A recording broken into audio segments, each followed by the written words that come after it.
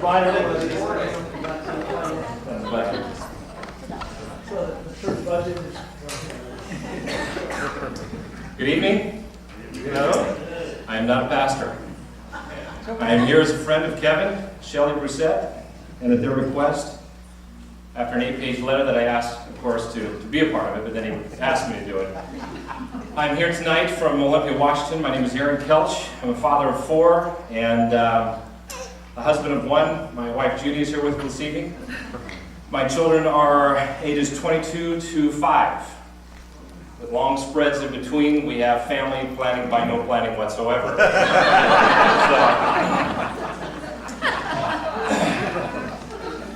Kevin, as you guys probably know, doesn't give much direction. This is Kevin when he gives direction. Hey man, could you come down to my wake? I want you to give you like one of the 2 speakers. Well, Kevin, what do I talk about? It's a wake, man. Just come down and you're one of the 2 speakers. I gotta go. I'll see you later. So I don't traditionally mind speaking in public necessarily, but it's a little rough because I've never spoken at a funeral, a wake, living or dead. And so with that direction, I called my pastor and I said, you've got to give me a hand, give me a Bible text, give me something. I go, well, this is a funeral. How long did you know him? Well, actually, he's living. So after we straightened that out, he was a big help, and I appreciate it. I graduated from Walla Walla College in 1985. Yeah, go Wolverines.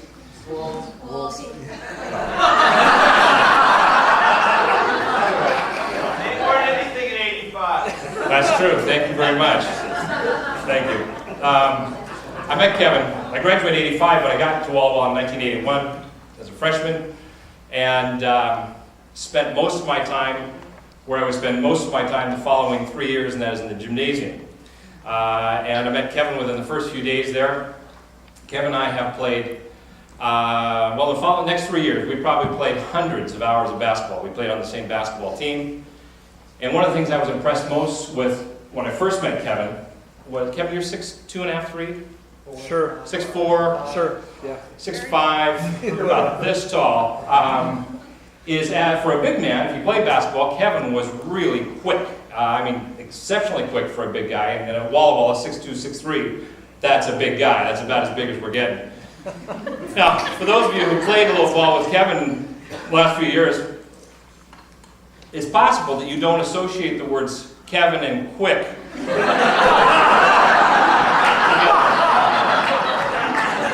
It's possible.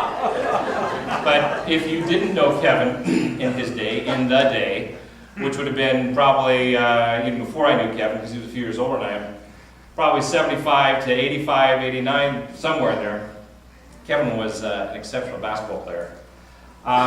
Kevin was also very nice. I was a freshman. He was a junior, I believe, at the time. Third time over. For the 3rd time over. I'm a little unclear, but I don't push it. Kevin was exceptionally nice and reached out to me, and we hit it off right away, primarily over basketball and athletics. And in fact, I pulled out of my closet the other day, about 2 or 3 months into my freshman year, Kevin and I were playing on the same basketball team.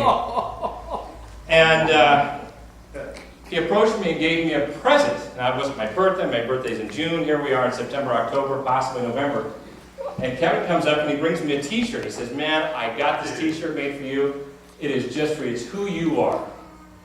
And I want you to know, I put it on and I was so proud. And this was the t-shirt. This is the actual t-shirt that Kevin gave to me in 1981. I've kept it in my closet for these many years. And for those of you in the back, just in case you can't see, this says BMOC, BMOC, BMOC. For those of you who may not know what BMOC stands for, it stands for, or at least what Kevin meant it to stand for, was Big Man on Campus. And so, I want you to know this still fits. On my right thigh, anyway. So I'll lay it here. And I swear to you that as a 19-year-old freshman, I did not know what BMOC stood for. And nor did Kevin tell me at the time. I did ask. You would think, well, Aaron, why don't you ask? And I don't recall what it was, but it was something like, he told me some cockamamie story, like Bible man on campus or something.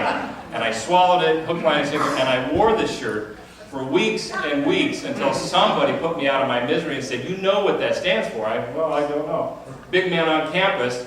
And I immediately knew what he was referring to because Kevin since, years later, said, Aaron, you were the cockiest guy I ever met in my life.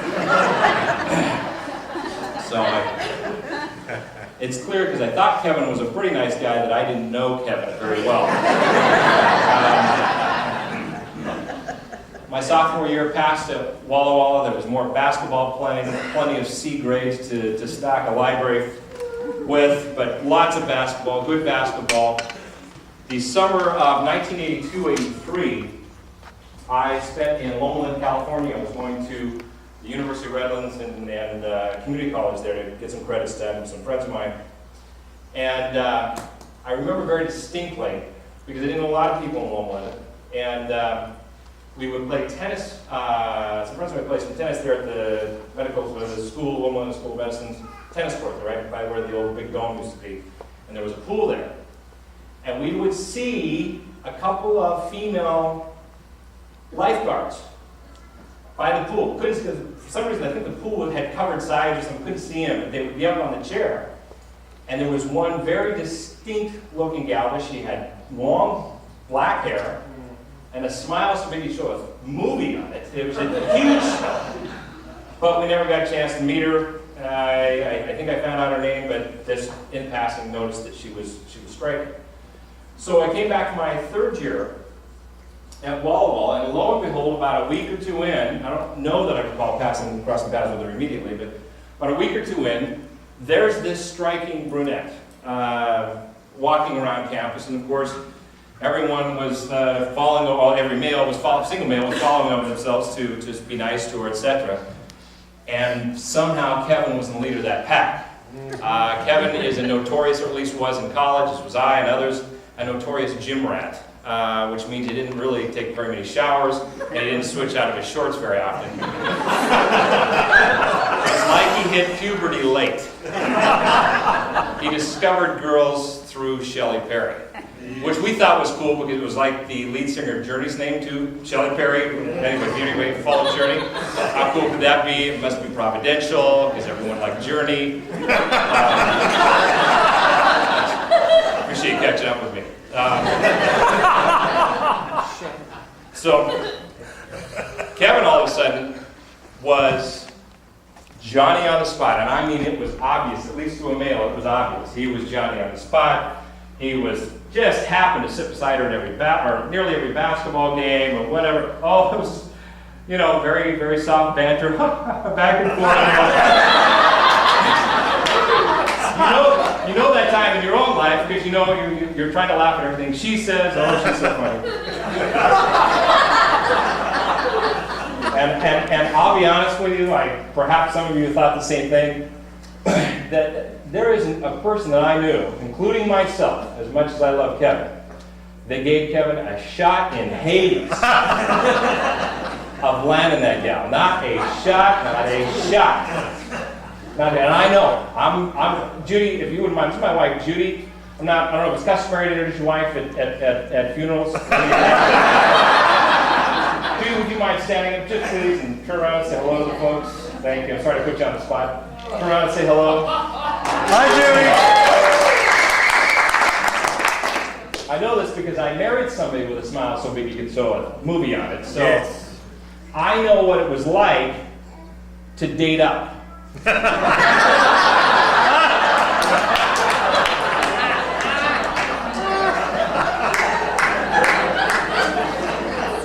I knew the hard work. Yes. I knew the dedication. Preach it. I knew how much money he was going to have to spend. Because I wasn't going to walk up and give her a cute smile and have her fall over. It just was not going to happen. I spent 3 years, chased her all over, so I knew. I didn't know Kevin had the game. I didn't know he had the persistence, but he did. And So it was clear I still did not know Kevin, because I betted against him. I didn't know Kevin after 3 years. I still didn't know Kevin. Kevin and I have known each other for, 25 years. After 1983, 84, I didn't see Kevin for about 17 years. Not once we didn't speak a word to each other. Because of course he found out I betted against him. And so there was not a lot of good feelings there. Four children later, I felt he was probably in for the game, and so he was probably not going anywhere. I happened to, we have business in Vancouver, and just happened through a friend, as often Adventist communities are fairly connected, I found out that Kevin lived in Vancouver. And I really gave it some pretty deep thought on whether to reach out and call him, because that was 17, 18 years ago. It's not like we grew up together, we played a lot of basketball, but I've told you 3 times, I didn't really know Kevin very well, as well as I thought. But I did. One day I was heading out of Vancouver, and I happened to get I chased down his number and I called him, and happened to get him on the phone, and as you would all guess, he was overly gracious and invited me over to his home that night, and I accepted. Finished work that night. I think I came by about 8 or 9 o'clock, and we ended up talking till probably 2:30 in the morning before I got in my car and drove back to Olympia, Washington. And we talked mostly of spiritual things. After 15 or 20, 30 minutes of basketball, and we talked mostly of spiritual things. And it was in 1993, I believe it was, that I was saved by the grace of Jesus Christ. And I am so grateful. Up to that point in my life, if you'd asked me if I was a Christian, and for those many Adventists in the room, please forgive me. This is not a shot at Adventism, but I didn't know. I knew I kept the Sabbath, and I knew it was not right to eat meat, and we stayed away from alcohol. I actually answered the questions, are you a Christian? I said, no, I'm a Seventh-day Adventist. That's not the Adventist fault, that's probably my own fault. So in 1983, I finally understood what it meant to be saved by grace. Right. I can't earn it, didn't do anything to deserve it. Right. Yes. And I'm so grateful for that day and the person the Lord used to reach to me, who is a friend to this day.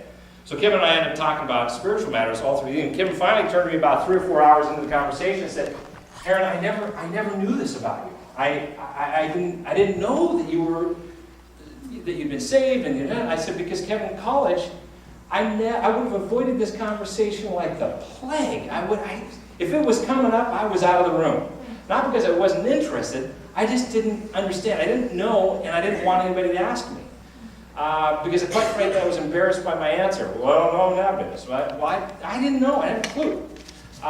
So that night, finally at 3 o'clock in the morning, Kevin is very forthcoming, as you understand, which is why we're all here tonight, because Kevin is so forthcoming. I feel like for the first time since 1981, I knew who Kevin was.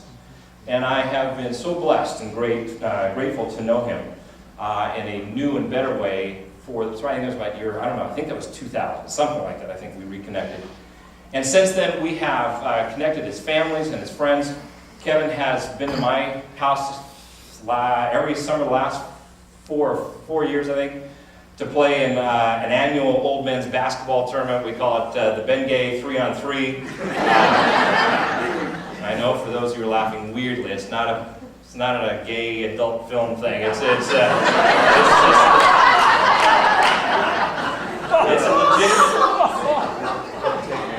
a legitimate basketball tournament. And Kevin, of course, brings out the big weapon, and that is he likes to stay up till 3 or 4 in the morning the night before and have these great visits and conversations about spiritual matters and challenges you spiritually. And I thought he really cared about me, but of course we were the first game the following morning. Kevin has a knack for staying up late, and of course kicked our tail the first game, and then we lost to his team in the championship series because I think everybody else in our team was so tired. But nevertheless, we had a good time, Kevin. By the way, I appreciate you giving me permission to lie a little bit, because I just added 6 pages back into my talk tonight. Thank you very much.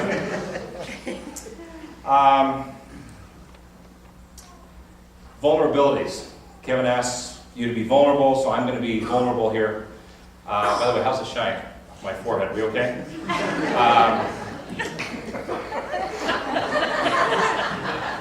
Vulnerabilities. Did I mention the gay film? No.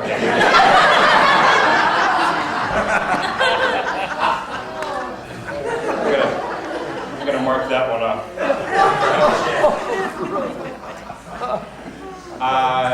I am, and my family has been since 1958. We've had the privilege of, well, back up. Since 1958, in 1958, my parents bought an old nursing home in Kelso, Washington, up next to Longview, north of here a little bit. And 3 years later, I was actually born in the basement. My parents rented out the basement. We moved to a single wide trailer out in the parking lot. And since then, all of my siblings, my parents, have built, owned, developed their own senior housing and still do to this day. I say that only to say that we, on a day-to-day basis, have the opportunity to be around death, perhaps more than others, unless perhaps you're a doctor or a nurse or something of that nature. I found something out about myself in the mid-90s, and very straightforwardly, it was that I did not deal with death very well. In our properties, I had the opportunity to meet many people, but a gentleman by the name of Merle Alexander. Merle came and lived in one of our buildings, and with his wife. She passed away, and Merle was in fairly good health and lived for a number of years, and Merle and I became reasonably close. I would consider him a friend without any question. And about 5 or 6 years after Merle moved to our building, Merle began, and I'm not recalling what his diagnosis, what Merle passed away with necessarily, but he began the death process. And about 6 months after something first came about, Merle passed away. And for the final 3 months of his life, he was 1 elevator ride and 60 steps away from my office. And for 3 months, I didn't go visit him. And I am, to this day, I feel just awful.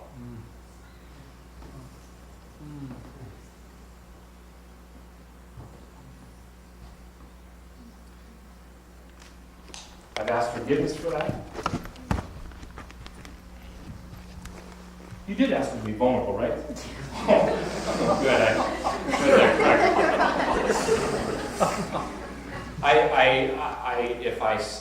When I see Merle in heaven, I want to give him the death hug, as Kevin mentioned. A wonderful man, and it was only because of my fear of what I would see in Merle's eyes, or what he would see in my eyes, that kept me from visiting him. And how cowardly could I possibly have been? Here's a man who would have loved to visit from me, and I failed him terribly. I have tried since that day to be better with death, because death, as we'll read in a few minutes, is coming to us all. It's coming to us all. It's going to come to Kevin. When he said he felt something in his heart earlier, I thought perhaps it might have been a heart attack, but it's coming. It's coming. I guarantee you. And I am so glad that I'm forgiven for my actions with regard to Merle Alexander. But I found out that I do not do well with death. And so, Kevin, I have never spoke publicly, ever, at a funeral or wake. The one time that I attempted anything that resembled a wake was my uncle. My favorite uncle died about my youngest daughter was 5, so it was 5 years ago now. And it was, we had kind of a get-together for him at a family reunion back in Kansas. And I got up and I cried so hard during the whole time I was trying to say something about my uncle, that my cousin came up to me afterwards and said, I really like what you said about Uncle Morris when you said,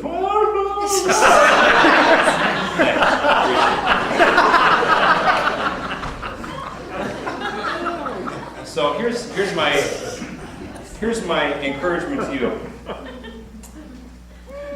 Because of our line of work, I am privileged to know a lot of people. We have about, well over 1,000 people living in our properties.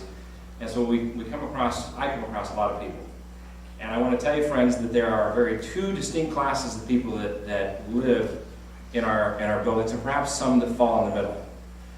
Those that are at the approaching or are in the end of their life, end years of their life, who are miserable and they're bitter and they're not happy with anything, you, me, And then those that are, generally speaking, happy, generally content, and the difference between the two are the ability to drop pride and the ability to forgive. Preach. And the third one is their ability, because of the first two attributes, their ability to maintain relationships with their families. And I don't speak up here as a PhD in this, but I don't need it. I see it every single day. And those that are content, those that have connections, those that are generally content, are those that have family, even if they're not geographically close, they're close through other means, or they have family that visit, friends.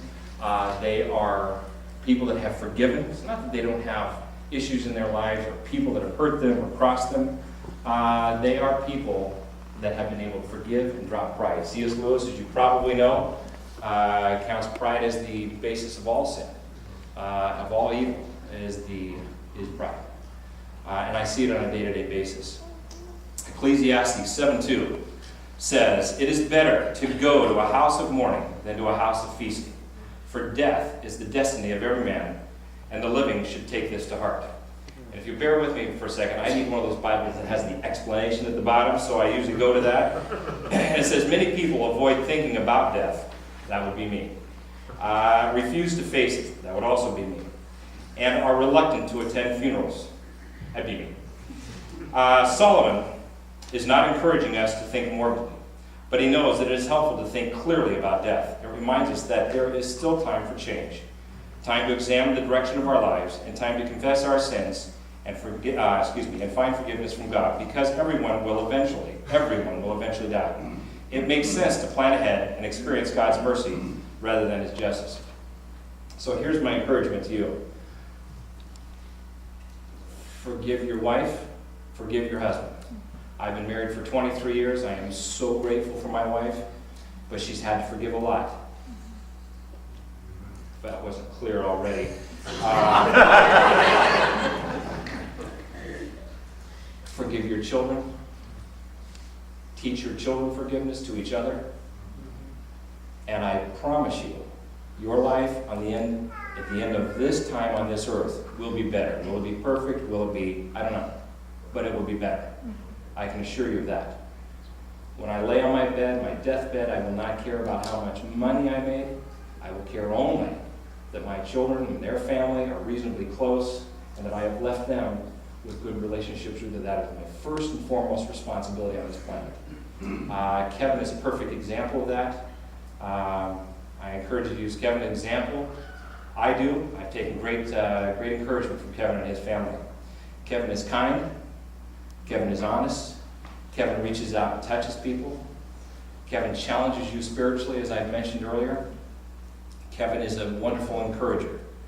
And Kevin also reaches out and touches people when it's not convenient. Kevin recently reached out and touched my son in Southern California when he had his 4 kids in tow, and he had to drive about 2.5, 3 hours to make it there for a 3-hour dinner, and then drove back to wherever else he had to go.